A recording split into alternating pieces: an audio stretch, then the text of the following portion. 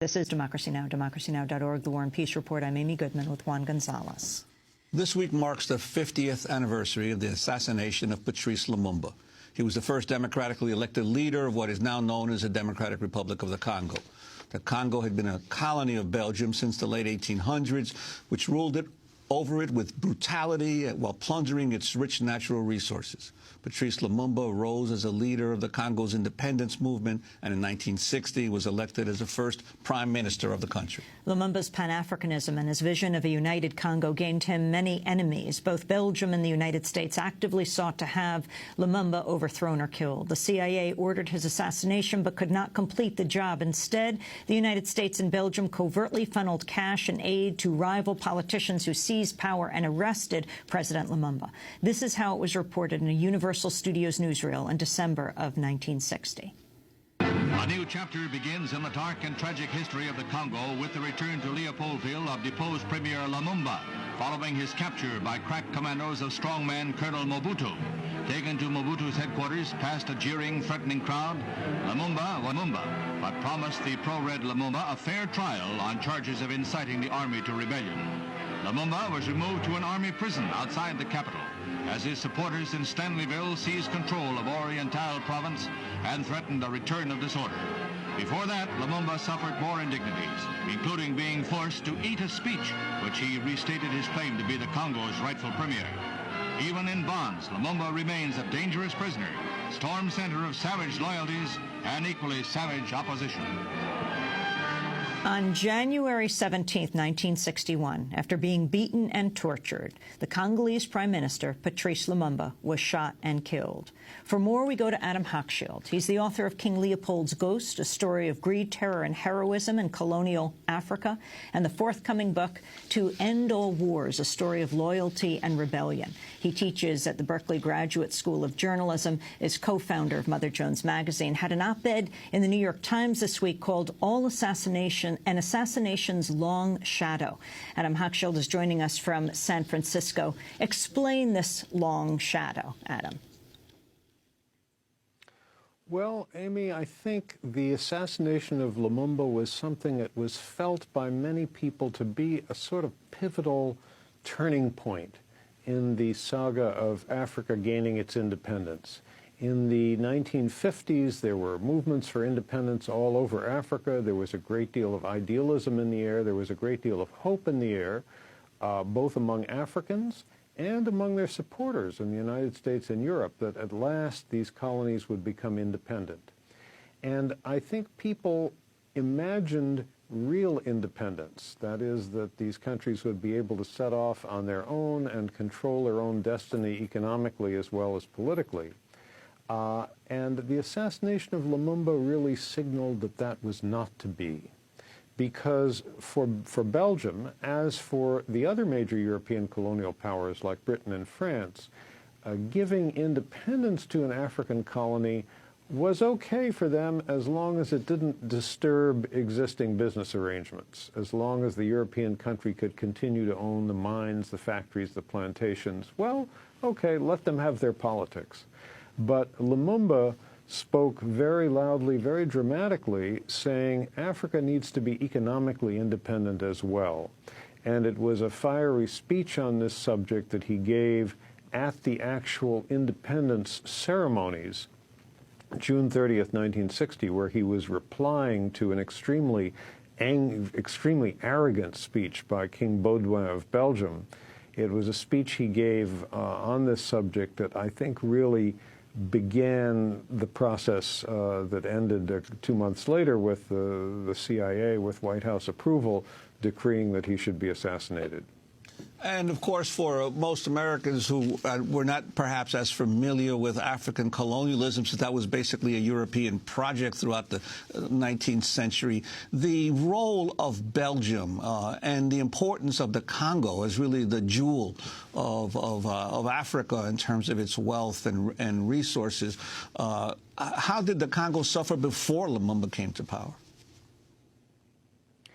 Well, the story really begins in the modern era in 1885, or 1884 to 85, when all the major countries of Europe, led preceded by the United States, actually, we were the very first, recognized the Congo not as a Belgian colony, but as the private, personally owned colony of King Leopold II of Belgium. A very greedy, ambitious man who wanted a colony of his own. At that point, Belgium was not sure that it wanted a colony. Leopold ruled this place for 23 years, made an enormous fortune, estimated at over $1 billion in today's American dollars. Finally, in 1908, he was forced to give it up to become a Belgian colony, and then he died the following year. And the Belgians ran it for the next half century, extracting an enormous amount of wealth, initially in ivory and rubber, then in diamonds, gold, copper, timber, palm oil, all sorts of other minerals. And as with almost all the European colonies in Africa, this wealth flowed back to Europe. It benefited the Europeans much more than the Africans. And the hope that many people had when independence came all over Africa, for the most part, within a few years on either side of 1960, people had the hope that at last African countries would begin to control their own destiny, and they would be the ones who would reap the profits from the mines and the plantations and so on. Lumumba put that hope into words, and for that reason he was immediately considered a very dangerous figure by the United States and Belgium. The CIA issued this assassination order with White House approval, and as was said at the beginning, they couldn't get close enough to him to actually poison him, but they got money under the table to Congolese politicians who did see that he was assassinated. With Belgian help. It was a Belgian pilot who flew the plane to where he was killed, a Belgian officer who commanded the firing squad. And then the really disastrous thing that followed was this enthusiastic United States backing for the dictatorial regime of Mobutu, who seized total power a couple of years later and ran a 32-year dictatorship, enriched himself by about $4 billion, and really ran his country into the ground, was greeted by every American president, with the sole exception of Jimmy Carter, who was in office during those 32 years. And he left the country a wreck from which it has still not recovered. Adam Hochschild, I want to play a clip of the former CIA agent John Stockwell talking about the CIA's plans to assassinate the Prime Minister of the Congo, Patrice Lumumba. The CIA had developed a program to assassinate Lumumba under Devlin's encouragement and management. The program they developed, the operation didn't work. They didn't follow through on it. It was to give poison to Lumumba, and they couldn't find a setting in which to get the poison to him successfully in a way that it wouldn't appear to be a CIA operation. I mean, you couldn't invite him to a cocktail party and give him a drink and have him die a short time later, obviously. And so they gave up on it. They got cold feet. And instead, they handled it by the chief of station talking to Mobutu about the threat that Lumumba posed, and Mobutu going out and killing Lumumba, having his men kill Lumumba.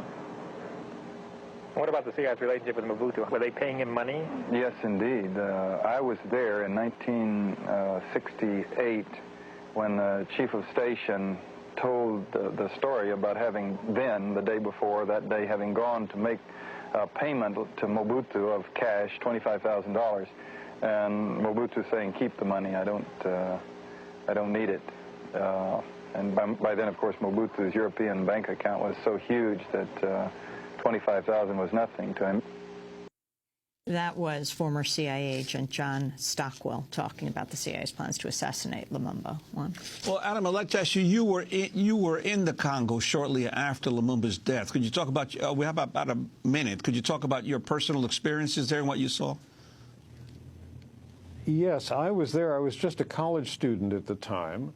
And I wish I could say that I was smart and politically knowledgeable enough to realize the full significance of everything I was seeing. I was not, and it was really only in later years that I began to understand it. But what I do remember, and this was, as I say, 6 months or so after he was killed, was the sort of ominous atmosphere in Leopoldville, as the capital was called then.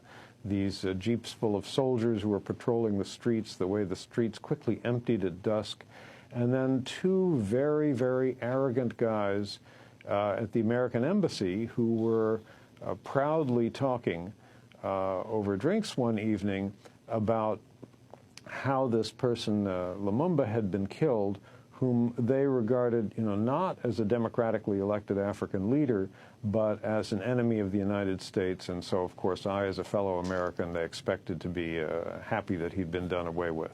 There was something quite chilling about that, and it stuck with me, but I think it's only in much later years that I fully realized the significance. Adam Hochschild, I want to thank you very much for being with us, author of several books, including King Leopold's Ghost, A Story of Greed.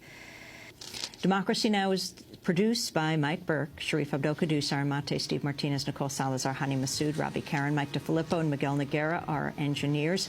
Special thanks also to Becca Staley, Julie Crosby, Jessica Lee, Nick Gilla, Hugh Grand, Jessel Noor, Vesta Godars, John Randolph, Kieran Krug Meadows, Ron Campenny, Kellen Innocent. We'll be broadcasting from Park City, Utah throughout the week next week at the Sundance Film Festival. Send us story ideas at stories@democracynow.org. I'm Amy Goodman with Juan Gonzalez.